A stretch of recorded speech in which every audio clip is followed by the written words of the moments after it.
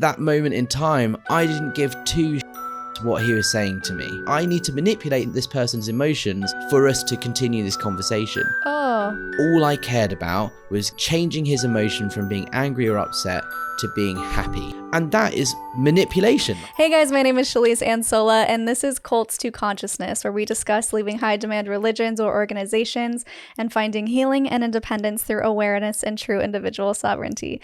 If you are listening only and you would prefer to see our faces, go to my YouTube channel at Cults to Consciousness, where you can like and subscribe. Guys, we just hit 10,000 subscribers, and I'm just over the moon grateful and thankful, and I cannot take all of the credit. I would not be here today if it weren't for all of the amazing, brave, and vulnerable people who have shared their stories and made this possible. So thank you to all of my incredible guests, and thank you to the listeners for tuning in every week. And of course, I could not have done this without my incredibly talented and amazing co-producer, Jonathan, and my soon-to-be husband in 2.5 weeks. Last week's episode with Danny on Scientology was so awesome. If you haven't watched that video already, definitely make sure to watch that one after you finish this one.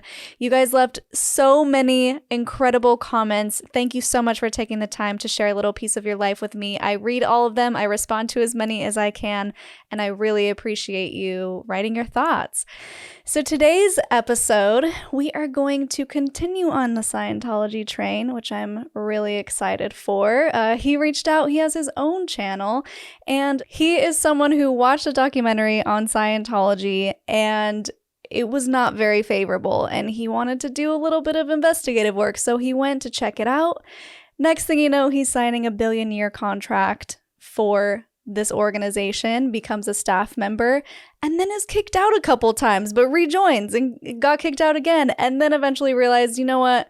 Something's not right here. So we're going to dive super deep into his story. Thank you so much for joining us, Apostate Alex. Thank you for having me. And firstly, well done on 10,000 subscribers. That's so awesome. Congratulations. Yay! Thank you. Yeah, your channel's growing really quickly as well.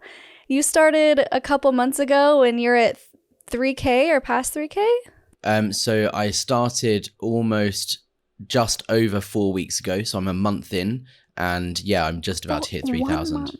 That's it's crazy. Incredible. But yeah, no, thank you for having me on. I think for me, I was in Scientology a while ago. I joined in sort of 2010, 2011-ish, and was involved and on staff until I was kicked out in 2014. And then I kind of considered myself a Scientologist still until probably about 2016 or so. And then kind of didn't really think about it too much and kind of went on and did my own thing. And it wasn't until about a year ago that I realized it was still affecting me mentally, and maybe there's a bit more work to be done. You know, don't want to call it deprogramming, but you know, kind of looking at how it still affects you even though you've been out for so long. So started doing that work, and sort of as I started unpicking it all, very quickly realized that there's so much still going on in my mind as a result of it. And ended up, I shared my story on Chris Shelton's channel, who is another former staff member who he's an academic, and he talks about the psychology of coercive control and groups like that. And so shared my story with him in December, and very quickly got picked up by a couple of other YouTubers and people asking me to start sharing my story and starting a YouTube channel. So yeah, it was a month ago that I started my channel and thought, look, what a great opportunity to not just share my story, but give others a platform to do the same. And even, you know, though I've only been going a month, I still get messages pretty much every single day from current members wanting to leave or former members who have just left. And predominantly, I'm the first UK former Scientologist, and certainly the first and highest ranking London staff member to speak out against Scientology on a regular basis in YouTube and that sort of thing. There's been press before with people doing interviews and speaking out from the UK, but someone who's kind of actually putting out a serious quantity of content about my journey and other people's journeys, I'm the first person to do that. So the majority of people contacting me are saying it's amazing to hear a UK person telling their story and hearing the kind of UK Europe way of things and how that was done here, and how there are similarities and differences to how it's done in America. But it's kind of really spurred me on to think this is a platform to, not just for my own recovery, but to help other people too. Yeah. And I'm all for that, clearly. We have similar goals, which is great. And I'm wondering then, what are the main differences, if you could speak on that briefly, between the US Scientologists and the London? Absolutely. I mean, it's kind of hard to put it into a list because they're kind of minute details in how things are applied, right? So in Scientology, L. Ron Hubbard, who's the founder, he wrote all the policies and the technology, they call it technology. He came up with all of that stuff, and there is a policy that says tech is tech, right? Which means what he wrote is what he meant, and that's the only thing that can be applied, and it can't be altered or changed in any way, shape, or form. And there's a thing in Scientology that's called Keeping Scientology Working, which is a really important policy letter that's in the front of every course or whatever that you ever do. And it says if you apply Scientology correctly 100% of the time, it will work 100% of the time. The only time Scientology doesn't work is if it's not applied correctly. Wow.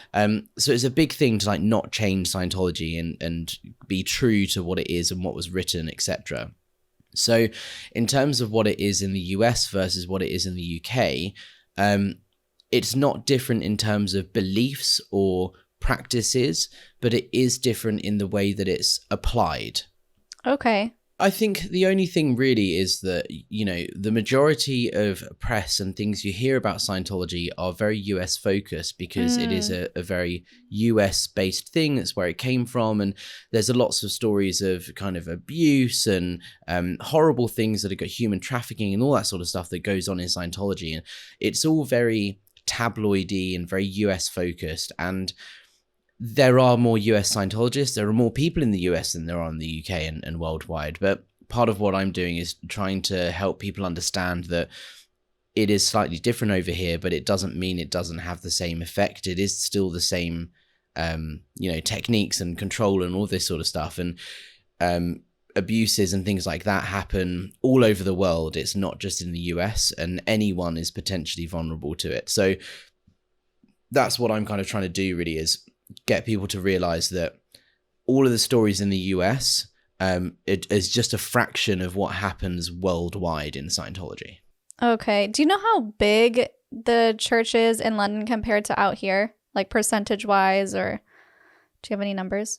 So there's two stats to look at. The first stat is what they tell you, right? And the second stat is what the real data is. They will tell you that they've got millions of members and they are the fastest growing religion on the planet. And they I don't think they've ever broken it down to say there's this many Scientologists in the UK, but they certainly say millions. Whereas if you look at data, from the most recent UK census, I think it was about 2,000 or 3,000 people in the UK said that they declared they were Scientologists. Worldwide, they say they've got millions of members, but a very generous conservative estimate of how many Scientologists there actually are would probably put the membership at about 30 to 40,000 worldwide. Wow. If you kind of break down how many orgs there are and how many people there are. Aaron Smith-Levin, who's another YouTuber, his channel is Growing Up in Scientology. He's got a big spreadsheet where he kind of really broke down how many organizations, churches there are, how many staff members there are roughly in each one, and roughly how many public will be going in and servicing, and kind of really generously saying, okay, well, let's say there's this many in this org, which is probably loads more than there actually are, but it puts it about 35,000 on average, yeah. And at the height of Scientology, probably in the 80s or so, or the 90s, there's never been more than about 100,000 Scientologists, and yet they claim that there are millions worldwide. Right. of course. That sounds all too familiar. When it comes to Mormonism, they claim like 16.6 or 16 plus million members. And we know for a fact there's only about 4 million who are active, which is still a big number. It's a big number, but it's not 16 million. So they do the same thing where they inflate the numbers. They tell you it's the fastest growing church and it's spreading all over the world. And the thing is, they send missionaries out and they do baptize people all over the world, but sometimes they take advantage of people who are in poverty, people who need community, someone who needs a friend, or they baptize kids that don't know what's going on, and then they claim them as members, but these people never actually go to church. They just get baptized, don't really know what they're committing to, and then that's it. And they're baptizing for the dead, and they're counting members who have already passed, and it's a little silly. So I totally understand the whole inflating numbers thing. Scientology will include anyone that's ever bought a book, right? If you've bought a Scientology book and that's it, they will count that as you're a Scientologist. Yeah. What? Dianetics, which is L. Ron Hubbard's first book, like the big bestseller thing that kind of launched the whole Scientology thing. It is true, in the 50s it was a New York Times bestseller, and it continues to sell fairly well now, not as much as it did back then, but, you know, millions of copies of this book have genuinely been sold, and that's provable and that's factual. But when they try and say how many members we've got, they look at things like that and they will count even the most surface level person who's just bought a book and they have their email address. Well, they can count that person as a Scientologist. No. Yeah, that's bad. That's even worse than Mormons.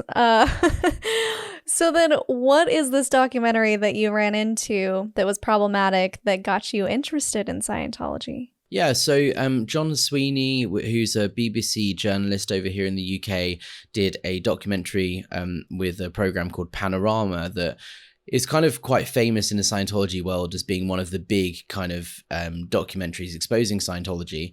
And he did this documentary, went over to the States, and it was a really good documentary, actually, exposing different stories and abuses that happened in the church. And I watched that as a teenager, and it's not that I didn't believe it, but there was a scene in the documentary that's quite famous. If you just type in John Sweeney Scientology on YouTube, you'll get the video. But Scientology tried to get him to react, and there's this famous viral clip where he was shouting at Tommy Davis, the church spokesperson, saying, "You were not there, you don't understand." And that was because Tommy Davis was trying to get John Sweeney to react and get him to have that reaction on camera so that Scientology could discredit him and say, he's obviously not he's obviously biased as a journalist, and because he's showing this anger and rage, he obviously is not going to be fair in his reporting of Scientology. And it's not that clip that got me thinking, but it does put it into perspective of what you hear and read in the media isn't 100% factual 100% of the time, and I always want to think critically about things and not just take one side of the story. So when I heard these negative stories of abuse and that sort of thing on BBC Panorama, as an inquisitive teenager, I thought, okay, well, let's not discount that, but I also want to see the other side of the story. What does the church have to say about it? And I didn't want to just go off what I've read online or what I've seen in this documentary. You know, I did research before going in, but I wanted to get a balanced view, both sides of the argument. And so I went in and did a personality test, which is one of the first things most people do in Scientology, where they ask you a bunch of questions and plot on a graph kind of areas of your life that could be improved. And they suggested buying a book and doing a course, which was like £30. So that's like, what, $40 or $50 or something in US currency. And you think at the time, cool, well, why not? You know, it's not that much money. And they answer your questions in such a, I don't know the right word, but such a perfect way that it satisfies your need. So I didn't go in there and kind of just discount everything. I gave them a tough time. I said, you know, I've heard about this disconnection policy, or I've heard that there are abuses happening, or human trafficking, child trafficking, all these sorts of things. I heard that you believe in aliens and this Xenu story. Yeah. And they always give you an answer that makes you think, okay, well, that kind of makes sense. So I'll give you an example with disconnection, right? I would say, look, I hear that Scientology is, broken families apart and cause people to disconnect. And the answer I got was, well, I think you need to understand that there is a policy of disconnection in Scientology. That is something that we do, and it's something we practice, but the media have completely misinterpreted and misunderstood it. And the example I was given was, if you had a friend or someone who was bullying you or not being very nice to you and you didn't get on with them, you would naturally think, okay, I'm not going to spend that much time with that person. I'm going to live my life separate to them and not talk to them and kind of avoid them. That's you disconnecting from them. And in Scientology, that's all it is it's just a kind of a formula and a way of doing that. If someone chooses to not spend time with someone who's getting in their way or being harmful or rude or mean, then they can choose to disconnect from them. And I said, okay, cool. That answers my question. That makes sense. And that doesn't sound like the disconnection that was told in the documentary and in the reading that I'd done, which makes it sound really bad. And when you're speaking to someone who has been in Scientology since the 60s or 70s, that is OT8, which is the highest level of Scientology, there's an element of kind of, okay, well, I can probably trust this person a little bit in what they say because they know what Scientology is because they've done it all and they've been there for years. Mm-hmm. And so they just have this way of answering all of your questions to make you feel satisfied.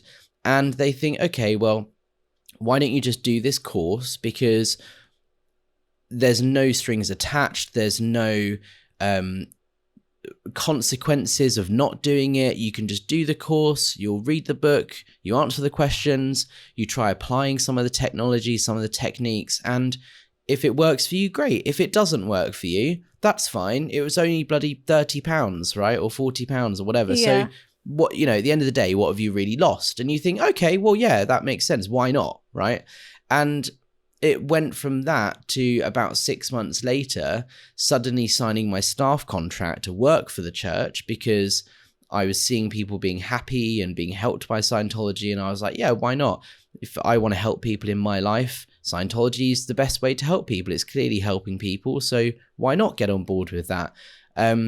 And yeah, just to sum it up in a nutshell, was on staff for a few months, got kicked out, rejoined a couple of years later, and then was posted as the director of public book sales at Church Scientology in London. So my job was overseeing all of the sales in London and Malta as well. Strangely, that was one of my territories, and was doing that. And then, finally got kicked out and declared a potential trouble source in 2014.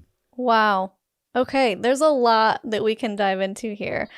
I want to... Sorry. No, that's okay. I want to start with going back to them answering questions in a way that made sense to you. I really want to dive in, now that you have a different perspective on how they did that and how they satisfied your questions. What are some of the techniques you think that they were using to... not necessarily intentionally in an intentionally culty way, but when you look at the BITE model, the behavior control, information control, what are some of the things that you can recognize now were working in their favor to get you to let go of your reasoning? Like, I really want to know what their answer to the Xenu thing was, because I remember walking into a Scientology building here in LA. My sister was in town and she was just like, let's go to a Scientology building. And before I really knew better, I was like, okay, sure. We walked in and, they greeted us with their bright, peppy smiles. And do you want to try I think they asked, do you want to do a personality test? And we're like, no, we're good. And then he's like, well, what do you know about Scientology? And the first thing we said is, well, we know about Xenu. And he turned completely white and he panicked and he goes, who told you that? And we were like, the internet. Like, he was mortified that we brought it up. So I'm curious what happened when you brought it up, if you had a similar reaction.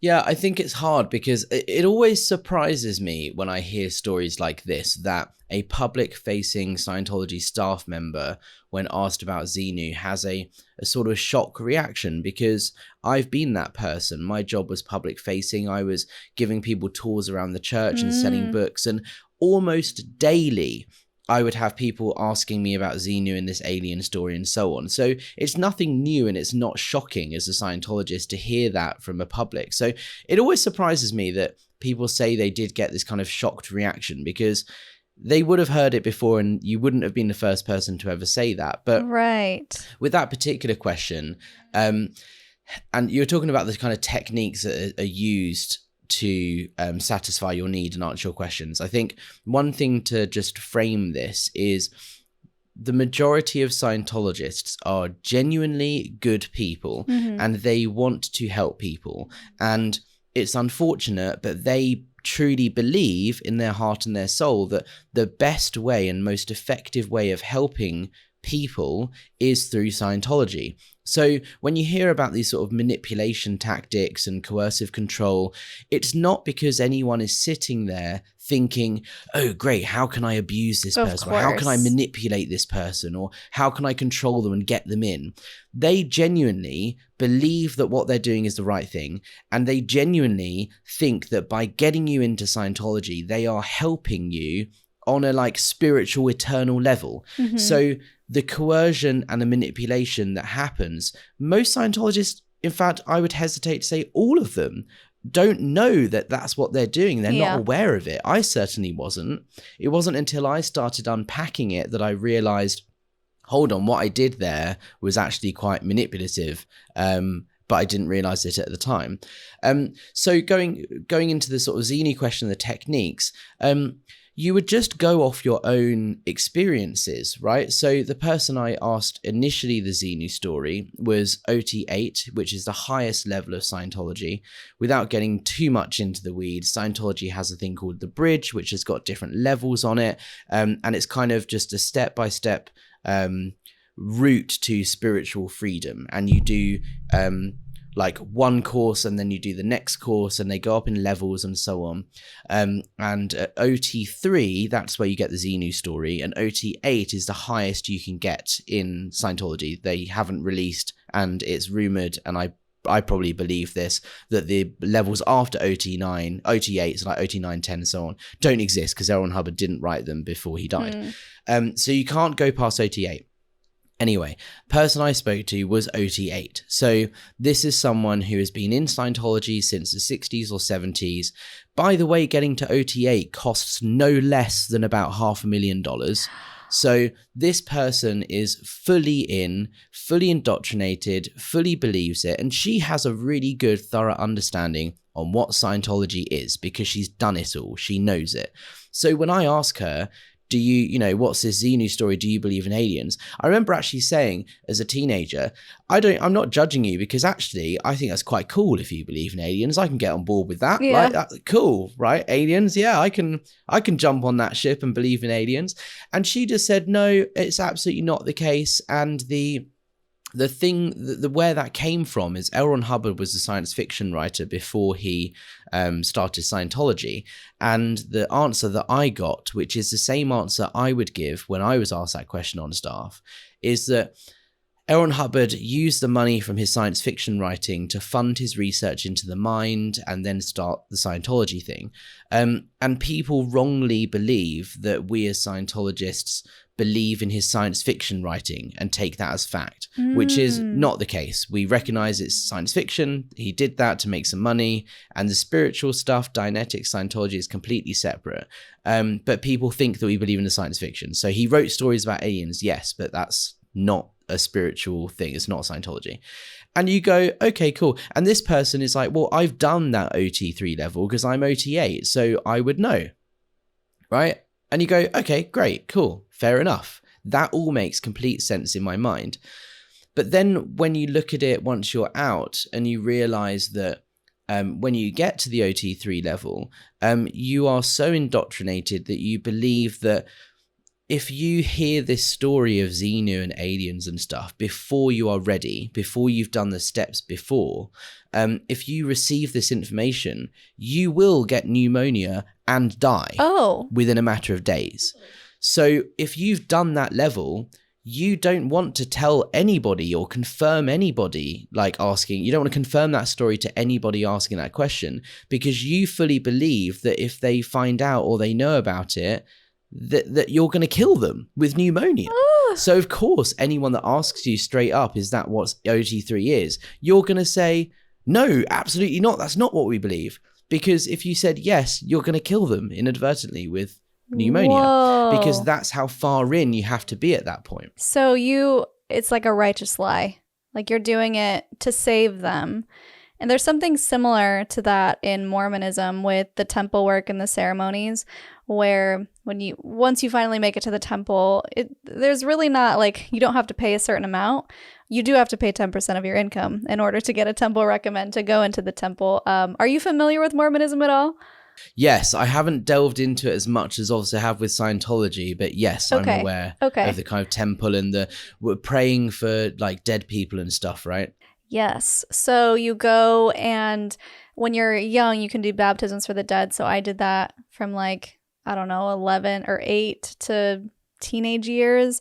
And then once you get married, you're supposed to get married in the temple, which means you get your endowments taken out, which is basically just like a promise to God. And then you're supposed to go back weekly to do that for dead people. So there's a lot of super secret temple rituals like handshakes and stuff and chants that you do, but you're not allowed to talk about it outside the temple. So even if your husband wanted to talk to you about it, you're not really supposed to. I mean, I'm sure couples do, but you're not supposed to say a word about it once you leave the temple. And so it keeps people in this weird box where they're like, I really want to know, like, I want to tell somebody the weird stuff that just happened, but I can't because then I'm violating my commitment to God.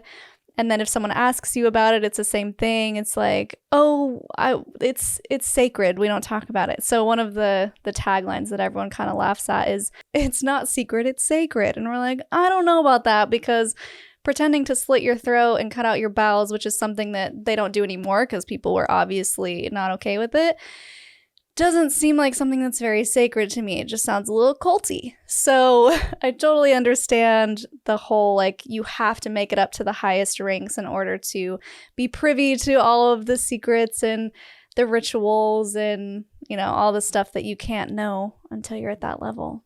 And it's a similar technique that's used in Scientology, because it's heavily discouraged that you can't talk to other members about your opinions or thoughts, because in Scientology the belief is that if you don't agree with something that L. Ron Hubbard has written, again, there's two policies that completely contrast this. The policy they'll tell you about when you first join is what's true for you is true, which basically means if you read something that L. Ron Hubbard has written and you don't agree with it, or you try and apply it and it doesn't work, that's totally fine. You're in control. And the good thing about Scientology is you can just apply the bits that you want to and the bits that make sense and that work. And that's the beauty of it. There's no element of faith. It's like techniques and tools you can use in your life. And if they don't work, that's fine. Yeah, and that makes sense. That makes perfect sense. Yeah, of course. But when you get more fully indoctrinated and you're further down the line, there's the teaching that if you don't agree with something that's in the policy or in the tech or whatever, it's because you've gone past a word you don't understand, or you fully don't understand the concept of what is being said or written in the policy. So if you don't agree with it, that's because you've done something wrong, you've not read it right, you've not understood it right. So go back, read it again, and read it again and again and again until you realize that that is correct and you believe in it. And it's that similar sort of cognitive dissonance. You can't talk to your family members or your friends about it because there's a real snitch culture in Scientology, which is that there's lots of reports written about everything. And it comes from, in Scientology, the idea is that if you see something happening that shouldn't happen, you would write what's called a knowledge report, which goes to the ethics department of the church. I saw, John over there kissing another woman and he's married. So you'd write a report on John and hand it in, and then ethics would go and handle it and try and sort out the situation.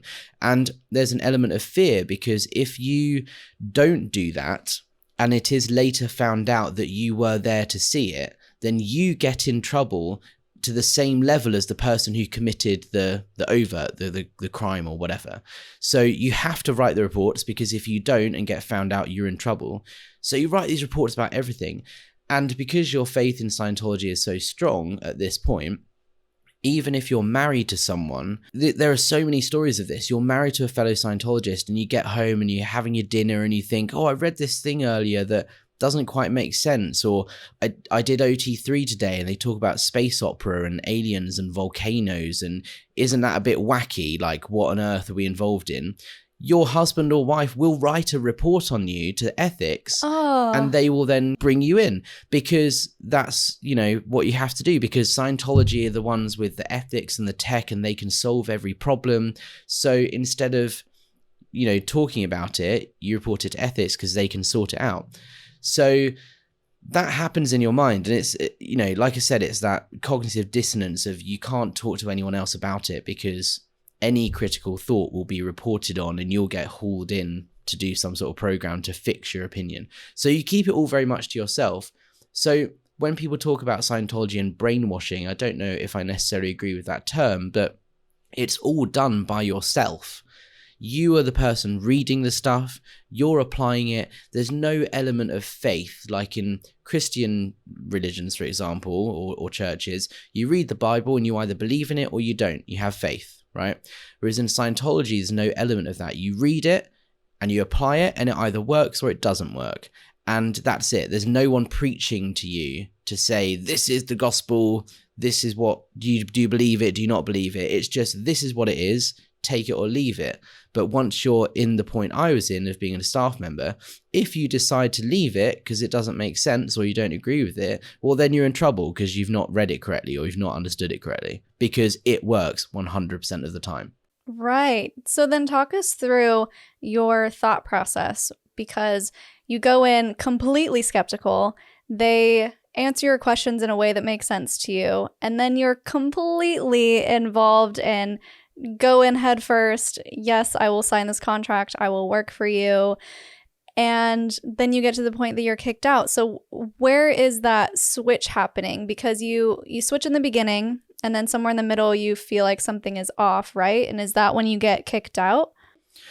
I wasn't kicked out because I wanted to leave. I was kicked out because a very distant connection, like a friend of a friend's cousin had a family member's colleague or something, was an anti-Scientologist, a suppressive person. They call them SPs in Scientology.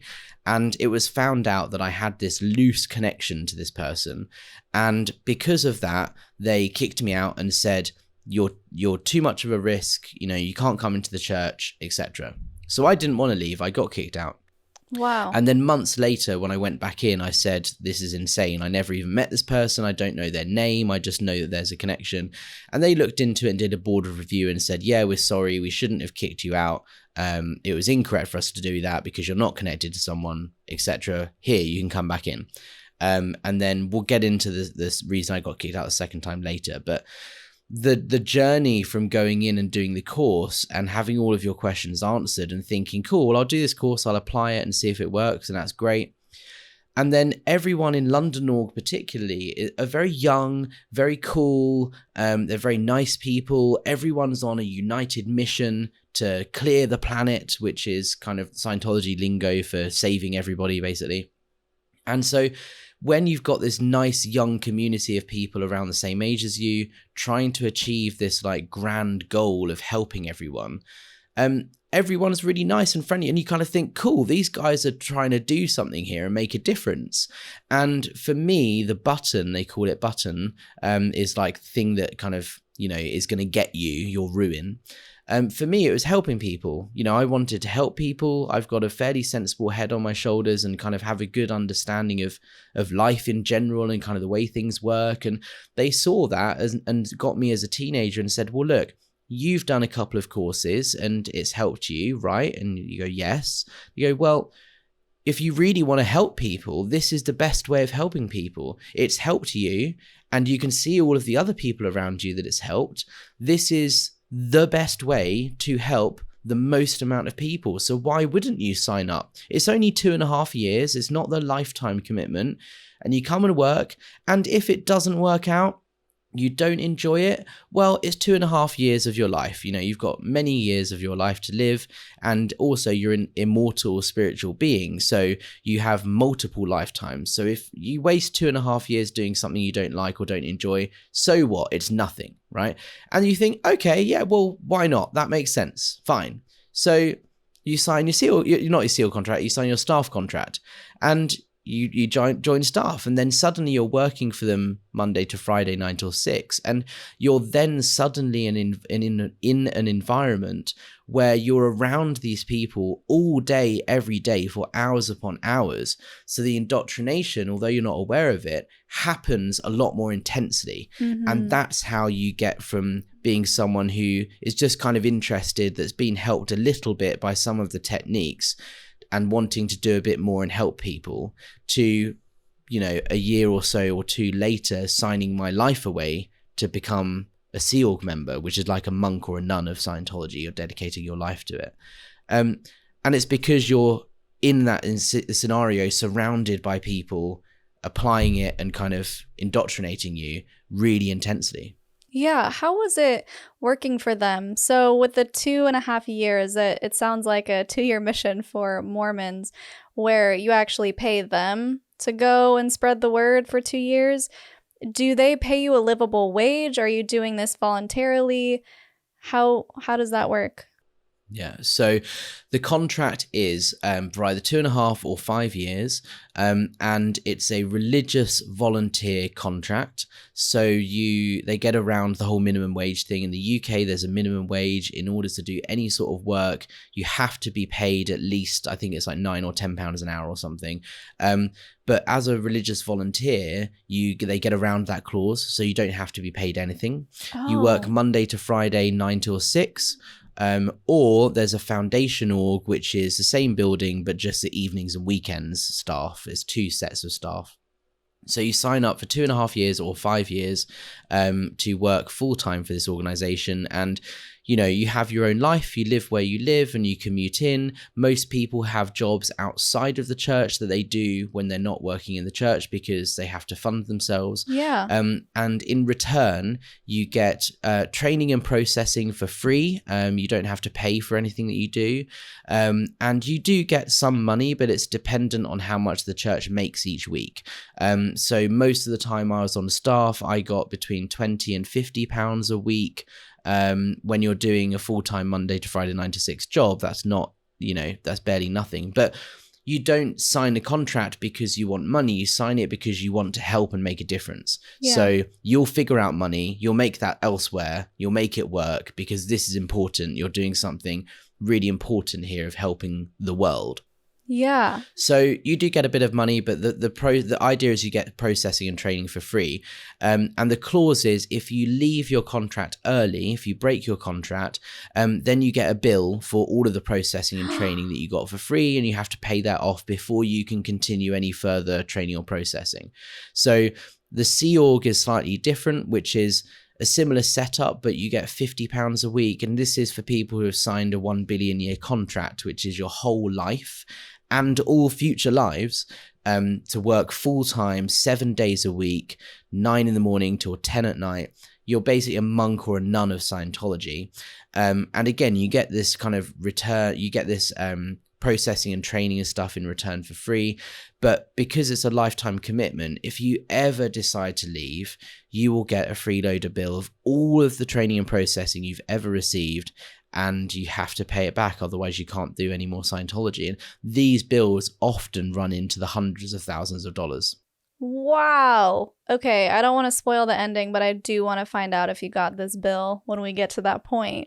I'm wondering what your emotional state was during those 2 years when you're spending all of your time and you're not really getting any money for it, which I know you said it was out of the kindness of your heart and you wanted to help people genuinely.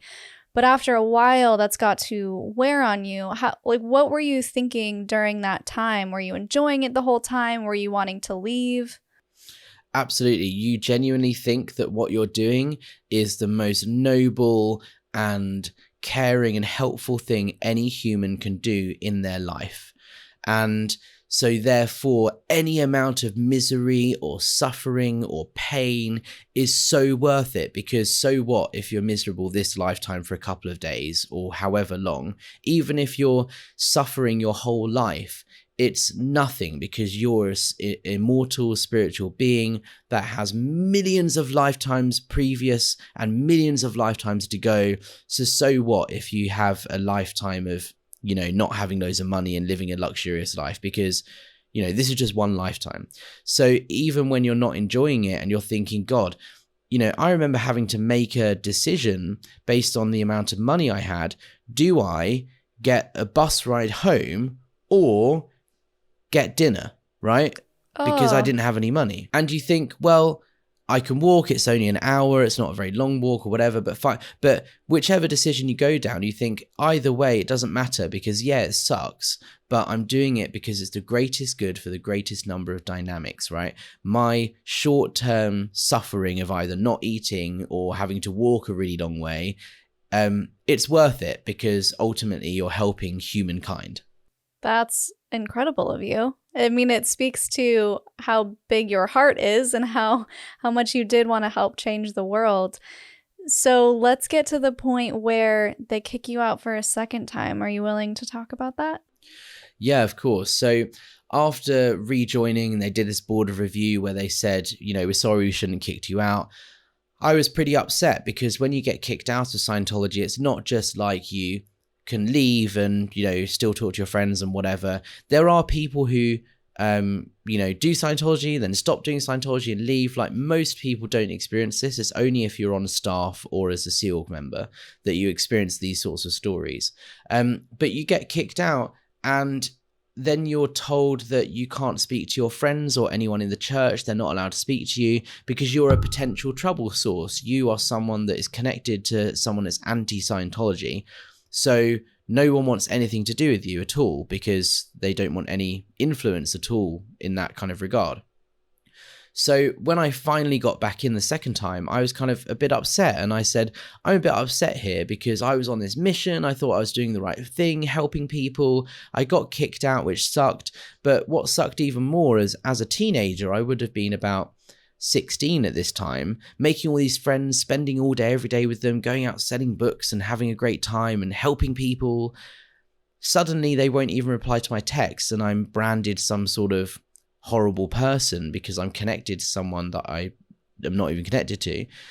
I'm upset about that, right? I did not realize, and maybe you said it earlier, and I apologize if I missed this, I did not realize that you were working as a teenager. Yeah. You were 16 when you signed the 2-year contract? Yeah.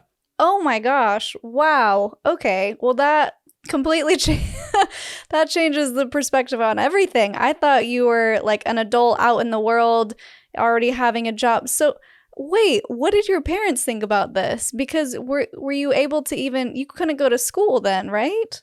Yeah, so in the UK, it's slightly different. It's the same as the US now, but when I was in school, you would finish school at 16, and then you have an optional 2 years of sixth form or college before going to university. But you don't have to do it, it's optional. So most people finish school at 16. So I finished school, and as soon as I finished school in that summer holiday before going to do my 2 years of sixth form, that's when I joined staff. And I was trying to work it out that my parents are not Scientologists. I wasn't raised in it. So my parents didn't have to be Scientologists, but they had to be okay with me doing it, because I wanted to not go to sixth form and continue my education, and I wanted to be on staff. So there was this whole process of trying to handle my parents to get them to be okay with me doing this thing. And yeah, like, it was a thing that they were kind of okay with, kind of not, but they kind of accepted it, and you can do what you want to do in your life, it's fine. So yeah, I was 16 when I got kicked out. Wow. And yeah, that kind of tore me up a little bit on the inside. Yeah. Impressionable years. You're wanting to fit in. You find something that you feel like this is your world now, and everything revolves around Scientology, and you're happy and you're on a mission to save the world. I mean, you're basically becoming a real world superhero as a 16-year-old. and then they just kick you out. Of course it's going to tear you up. And I'm sorry I interrupted your story. You were talking about how all of a sudden your friends were ignoring you, and that was really painful for you. Yeah, of course. So the reason I bring that up is because it's really relevant to the reason I got kicked out the second time. Because when I went in, I said, I'm really upset about this thing happening to me, and I think it's not fair. They gave me some auditing, and there was a program to try and help me recover and make me feel okay with it and understand it, and kind of say, well, you know, you go into a session of auditing, which is kind of like, they call it spiritual counseling, which is the main process of Scientology. Let's do this and we'll handle it and get you so that you're not upset about it anymore. And I went into this session, and it made me feel more upset. It brought things up, and I wasn't happy, and I was crying, and I was upset. It's like a therapy session. Sometimes they're good, sometimes they're bad. But in Scientology, there's a principle that you're not allowed to leave the room of an auditing session until you are what's called VGIs, very good intentions. You're happy, you're smiling, you're feeling okay again. So if you're in an auditing session and you're feeling upset and angry or whatever, the auditor has to get you to the point of being happy again before you can leave the room. So when I left the auditing session, I was upset. I was kind of saying, look, Scientology isn't working for me here, because I was upset about something that happened to me.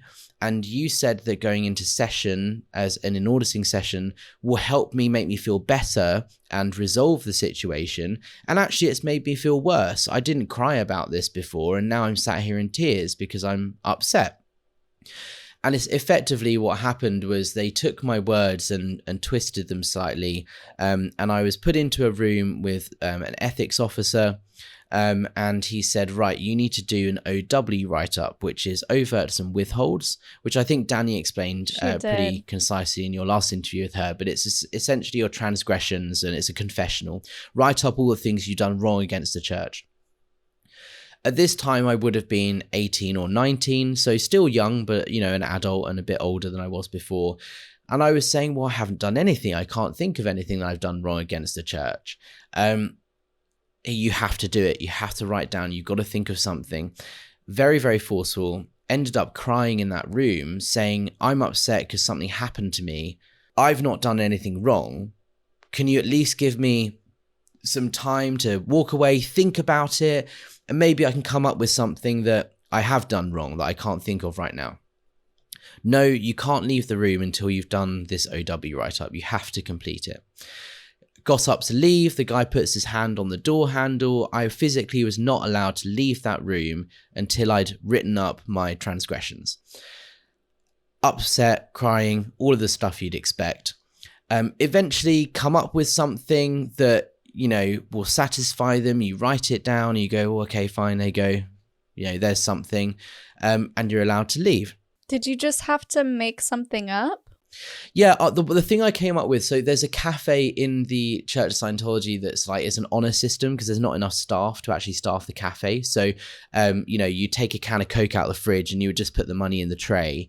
And I said, and this is true, sometimes I wouldn't really look at the change I've got in my pocket. If I take a can of Coke, I'll just put all of the change I've got in the tray. And most of the time, I'm probably paying more than what it's worth. But occasionally, I'm sure there would have been times when I paid slightly less than what it's worth.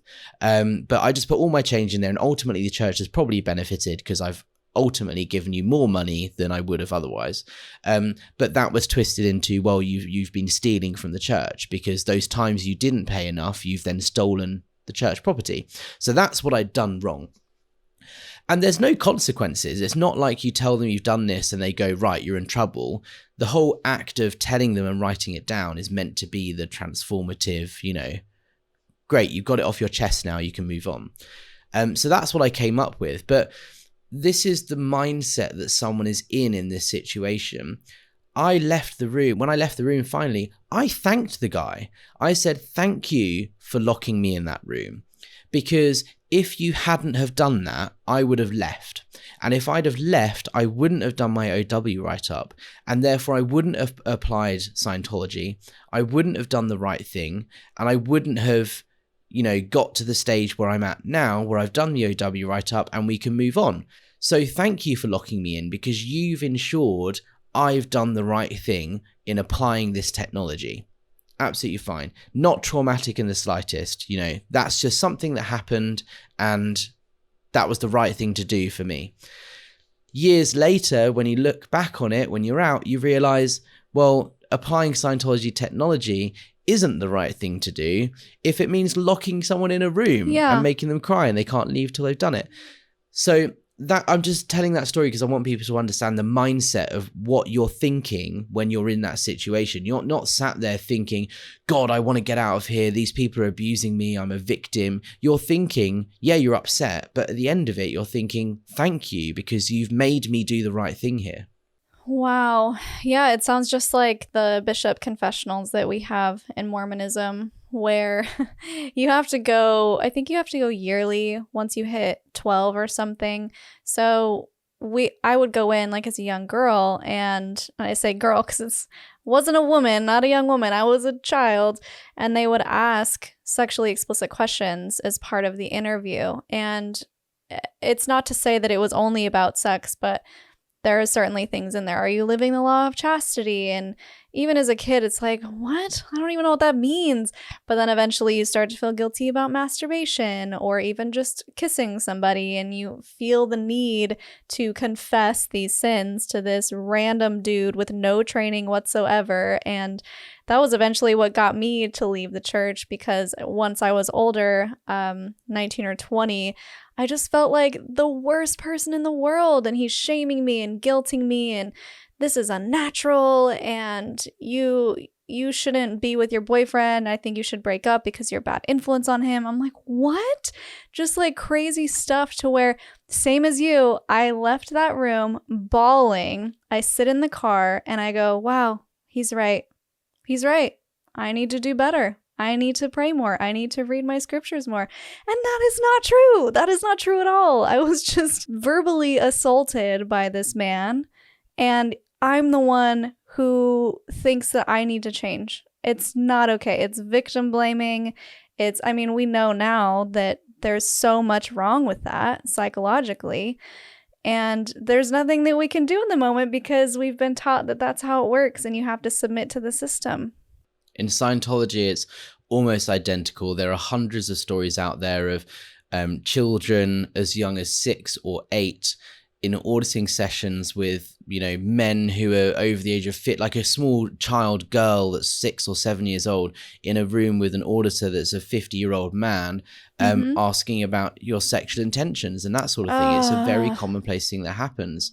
But in Scientology, there's this core belief. It's quite empowering at the start, because the belief is that you are this immortal spiritual being that's going to live forever, and you therefore have more power and ability and control than anyone could ever imagine. So you are completely in control of your own environment.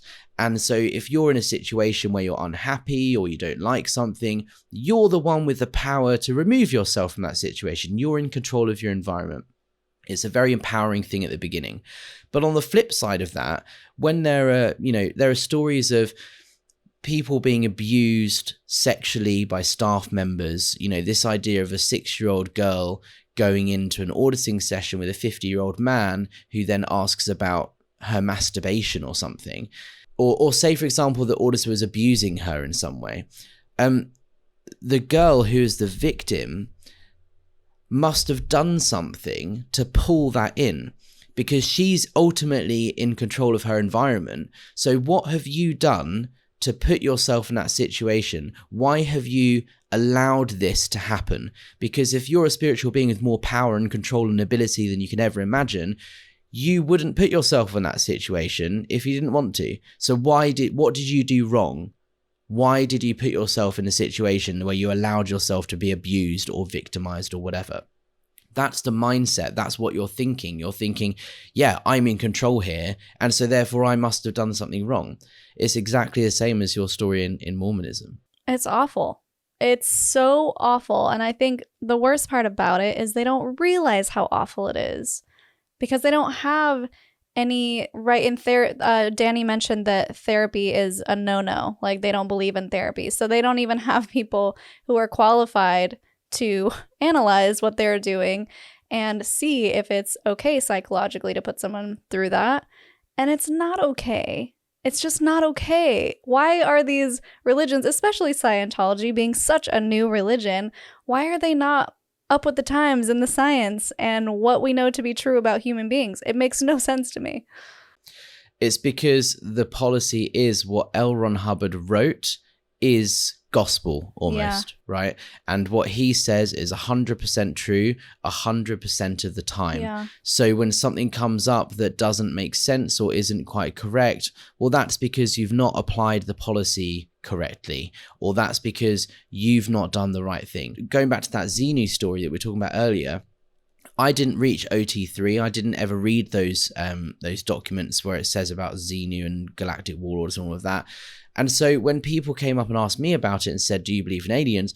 I would say, no, we don't. And I give the science fiction story I gave earlier, but I would always say, I'm a staff member in Scientology. I would know, right? Yeah. Even though I've not reached that level, I've been in this full time. I work for the church. I've dedicated my life to it. I would know if that was the thing. And also, I'm not opposed to it. That's pretty cool. If I was a member of a religion that believed in aliens and stuff, like, cool, man. I would totally be up for that. But no, unfortunately, it's not true. I just have to say, like, I'm laughing, not at you. I'm laughing because that is exactly word for word what I said as a Mormon. No way. When people would ask me, yes, all of the ridiculous questions when they would say, don't you know that Joseph Smith put a rock in a hat to translate the Book of Mormon? I'm like, guys, you have to stop with the rock in the hat thing. It's not true. I would know. I'm Mormon. I was born and raised in it. And then I find out later that it is true, and the church now has come out, like, literally showing the prophet was like, so this is how it worked. And he puts his head in a hat. And I'm just like, what? Because before that, we were just straight up lied to. And even like the higher ups probably didn't know it was true. Probably the top did. But, you know, you're just shielded from that information, and not only shielded, but directly lied to, so that when people ask you, you give them the same answer. And it's like, oh, guys, and it's so annoying. And you're like, believe me. Why don't you trust me instead of some random internet source that's probably just propaganda? But you don't realize that it's actually the truth, which is the hardest part to swallow when you get out and you realize, oh wow, all of that stuff, all of those negative things people were coming to me with were actually true, and I have to deal with that. And even if you do know it's true at the time, you believe you're doing the right thing by denying those rumors. Yeah. And you're thinking, in Scientology, there's the belief that life is split up into 8 dynamics, right? The first dynamic is self. The second dynamic is like relationships, family. Then there's groups. And so it's all split up in these 8 kind of ways. And what you want to do is do whatever action you take is always for the greatest good, for the greatest number of dynamics. So if you're in Scientology, which is obviously the best way to help humankind, if you have to tell a white lie about Xenu, that's okay, because even though that's not a nice thing to do, is lie to someone, ultimately you're saving that person from getting pneumonia and dying. And there's also the kind of where I was at, because I didn't do the OT3 level, in my mind, I kind of heard the stories before and I thought, well, maybe it is true, maybe it isn't. But when I do get to that level, when I do hear the story, I will be ready for it. If it is or isn't true, doesn't matter, because even though it sounds absurd and wacky now, when I get to the point where I read it, I will understand it and it will make sense and I'll get it. So there's this kind of cognitive dissonance in your mind where you're telling yourself that even though this doesn't sound quite right, and it sounds like something here is not 100% right in the way it's done, and it sounds a bit dodgy, and there's manipulation that goes on, and stories of families being disconnected. In your mind, you just think, well, there must be more to the story I don't understand. Yeah. And I will understand it when I'm ready. There's this family that's been disconnected and they're broken apart and they're really upset. Well, there must be a reason that that's been allowed to happen and it's not being told, because Scientology is the best thing for everyone.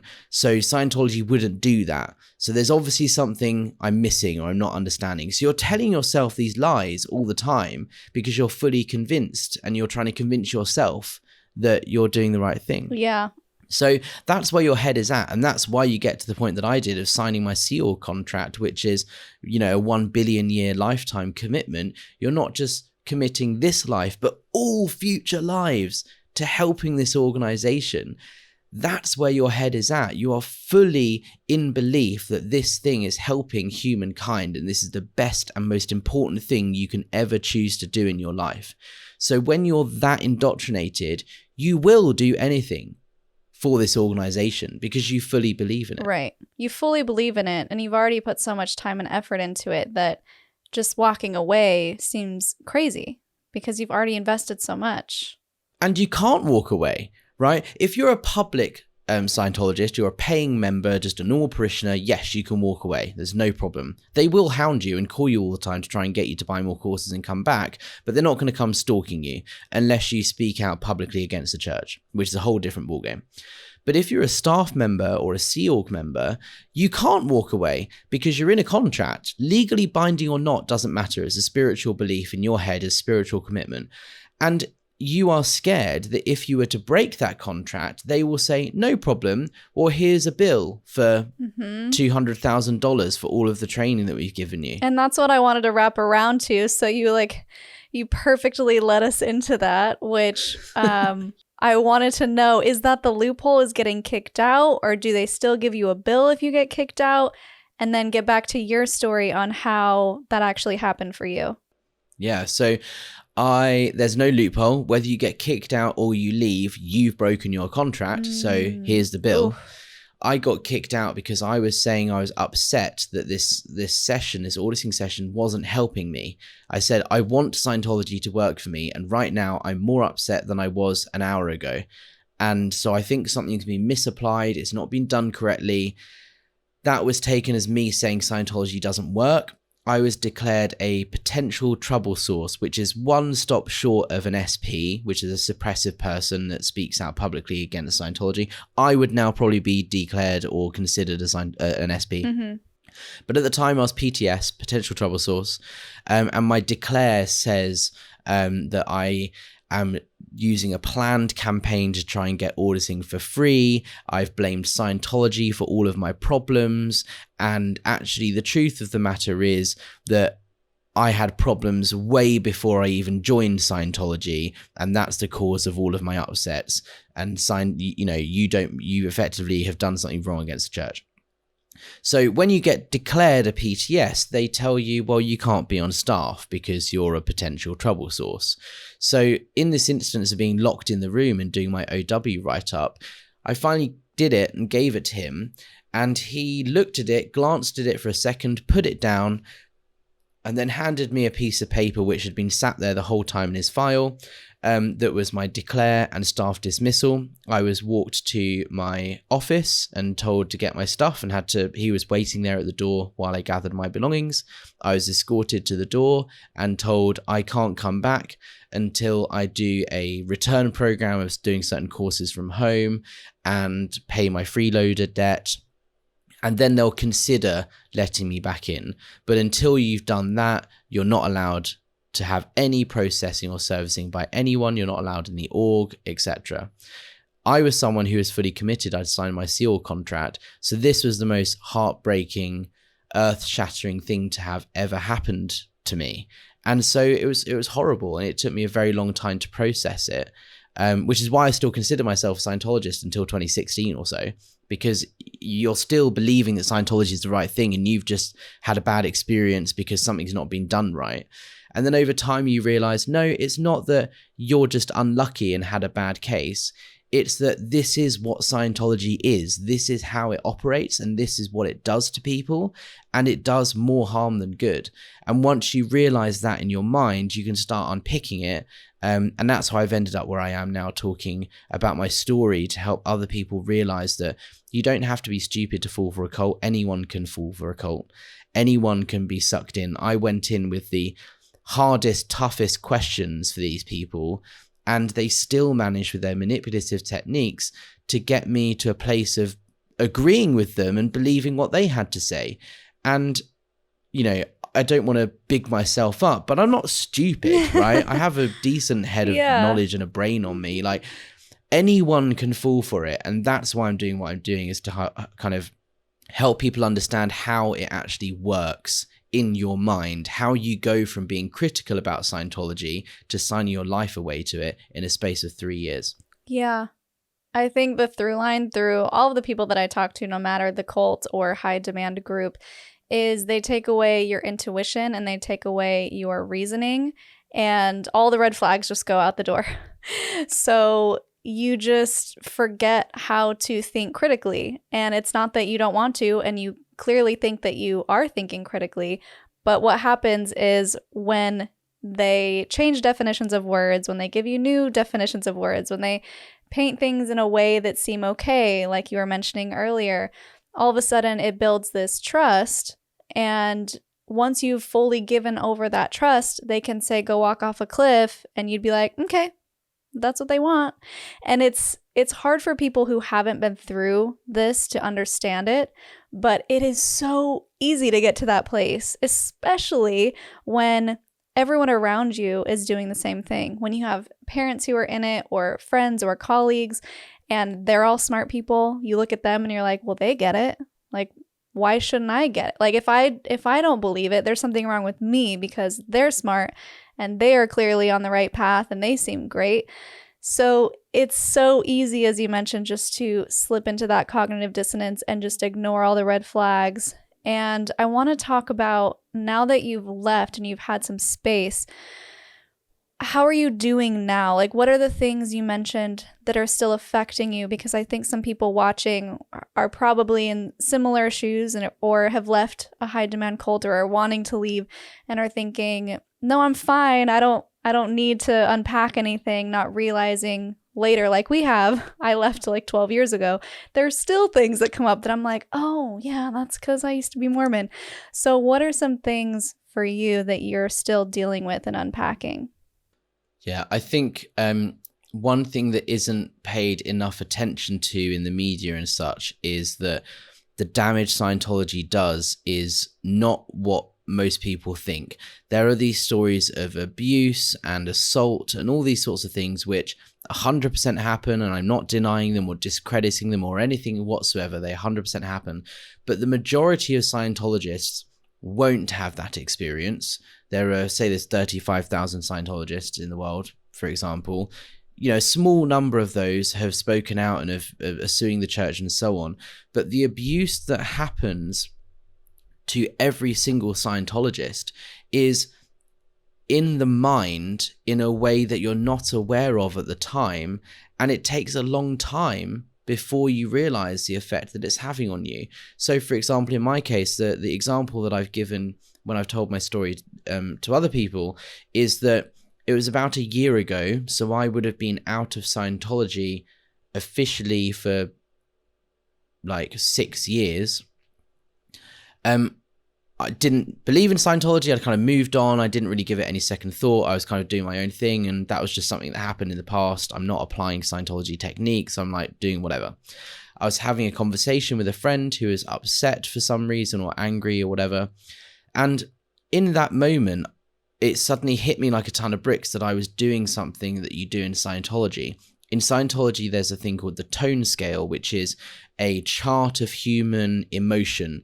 And the idea is that every human, it's a scientific fact that if you're happy and then you're sad, you don't just go from that to that. There's a process of step to step. You'll go from happy to being angry to antagonistic to then sadness. And because it's on a scale, you move up and down this scale.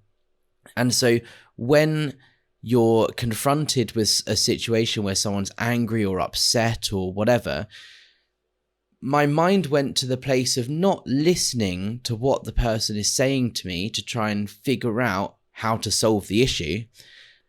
My mind went to a place of, right, this person's upset or angry.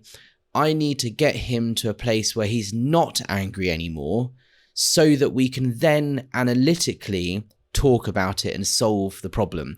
But we're not going to solve the problem when he's angry, because he's not thinking rationally. So my mind went to a place of, right, now my goal is to change how he's feeling before we then talk about whatever we need to talk about. And that is manipulation. Like, that is the definition of it. I need to manipulate this person's emotions for us to continue this conversation. And it hit me that I realized I was still doing that. I was still applying it. I wasn't thinking in my head, oh, this person's angry, I need to change his emotion. I was just doing it and suddenly realized that, can I swear on this channel? Is it right to swear? Yeah. At that moment in time, I didn't give two shits what he was saying to me. All I cared about was changing his emotion from being angry or upset to being happy. And then we could talk about it. Couldn't care less what he was saying, just needed to change his emotion. When I realized I was doing that, I was thinking, fuck, Scientology still affected me, because that's what Scientology teaches you to do. Another telltale sign was I went to therapy about the same sort of time for something completely different and unrelated. And the therapist was saying, in order for us to help, in order for me to help you, you need to feel the emotion in the room. When you're talking about this thing that happened in the past, you need, in order to work on the emotion, you need to feel it. And I just couldn't do it. And we talked a bit about Scientology, and I finally realized that in Scientology, the suppression of emotion is so intense. It's not that I would recognize I had a feeling of anger, let's say, and I was squashing it down and not confronting it. I didn't even recognize that that was an emotion that I could possibly have, right? So I couldn't go through that emotional journey with my counselor because I wasn't even recognizing that I had an emotion there, because it's so ingrained in my brain to squash that down. And once that, coupled with the tone scale emotion conversation I was just telling you about, that made me realize I need to do a bit more work on this. Even though I've been out for 6 years, it's still affecting me. And then I started seeing a cult specialist who knows a lot about Scientology and is a therapist, and also someone who's really educated in coercive control groups and things. And they just really helped me unpick everything in my own mind and get me to look at things in a new way, to realize, what has happened and how I'm thinking and why I'm thinking that, and start to be okay with feeling an emotion again. I remember I was at a gig, like a concert, maybe about 6 months ago, maybe a year ago, about that. And I remember I was listening to a song and it made me cry, right? Because I was emotional, and, it was a great song, and, everyone has that, understands what I'm talking about. And I was crying, and then I started laughing because I was like, I'm feeling an emotion. Oh my God, like, this is amazing. Even though I'm crying at the sad song, I recognize I can feel an emotion. And it was this really weird mix of being sad at this song, but also happy that I'm feeling an emotion finally. And it's just from now, your question was how I'm doing now. It's just that journey of unpacking that, and step by step, realizing things every day that it's still affecting me somehow, and just challenging myself to think about it and go, well, hold on, why do I think that? Or how have I come to that conclusion? What do I actually think about this? What do I believe? And by questioning yourself, you can be a bit more sure of yourself and come to terms with who you actually are, and what you believe and what you think. So that's where we're at now. I'm a year and a half or so into therapy, specifically on the topic. And I feel good. I'm not filled with anger or resentment or anything towards Scientology. All I want to do is share my story and give others a platform to do the same, because listening to other people's stories helps you so much in your recovery process, to realize that you're not alone and other people have gone through it. And even though this other person's story might be completely different, they were a Mormon or a member of the Moonies or whatever, the techniques are the same, their experiences are the same, and that helps you realize what Scientology really is. And after you've had that realization, you can start working on it and get help. So that it's kind of fueled me to start doing this thing and find a new purpose of helping people, but actually in a way that's good rather than a way that's manipulative. Yes, that's so beautiful. And thank you so much for sharing all of that. There's something that I want to underline that you so beautifully put, where the first step to healing is awareness. So once you can recognize, oh, I'm pushing this feeling down, it's like 50% of the way, right? When you can actually catch yourself in the moment doing something that is a programmed belief, something that did not come from yourself, your own intuition, whatever it is, you want to call it God, I don't know. When you realize that it's implanted in you and you don't actually think that way, or you don't actually want to behave that way, that's when you can make a change. So even just watching episodes like this where you have someone telling their story and you can relate to that and go, oh, I didn't realize that I also do that. That's such a great first step in recognizing the things that don't belong to you. So thank you so much for sharing your story. That was incredible. I think we could talk for like another 5 hours, but 100%. So we'll have to bring you back again for another episode. But before we go, I wanted to get your Linda listen moment, your sassy statement, as the viral video with the toddler goes, to an organization or whatever you want to say. Some people take it an inspirational route, something that they want to impart on our listeners. Sure. So I think mine's probably going more towards a Scientologist or someone who's in Scientology. And I would say, Linda, listen, even if you think you're doing the right thing and realize you have doubt or you have concerns or questions, that's okay. It's okay to question what you believe and what you think, and it's okay to believe in some parts of Scientology and apply them and not believe in others. In Scientology, you have to believe in it. It's either you believe in it and work it and do it, or you don't. It's a binary choice.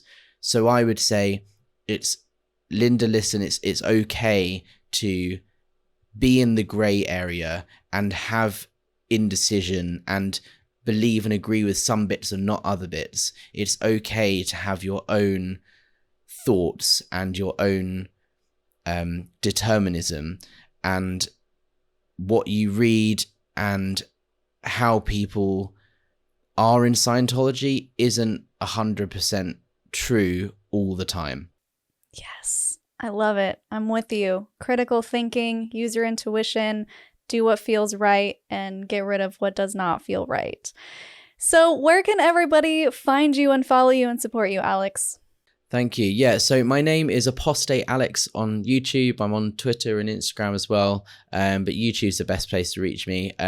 I do a mixture of sort of 10, 15-minute videos breaking down different principles and things and stories that have happened to me in my Scientology journey, and also longer form, hour-long interviews with former members and so on. So if you want to find out more about Scientology and how it affects people and so on, and hear people's stories, it's a great balance of quick, short stuff to watch and more in-depth conversations.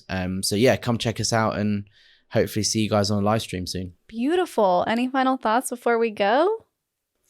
Not other than congratulating again you on your 10,000 subscribers. And also I wanted to say thank you for what you're doing as well. I think this isn't said enough to people like yourself who have a platform where you're helping people come out of coercive control groups, and you may not be aware of the help you are actually providing people, because someone might be watching all of your videos and relating to them, and that's really significant in helping them get out of a cult or change their mindset and start that recovery process, but they're not quite there yet to be able to message you and talk about their story publicly or thank you, because they're just at the start of that journey.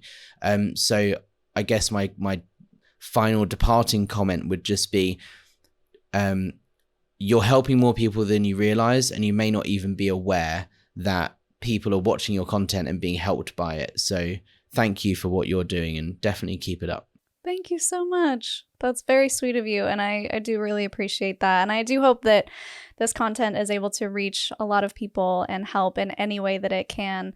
That's why we're here. That's why we're both doing it. So same to you. Thank you for all of your content and helping people who are leaving Scientology or who are in Scientology and have questions.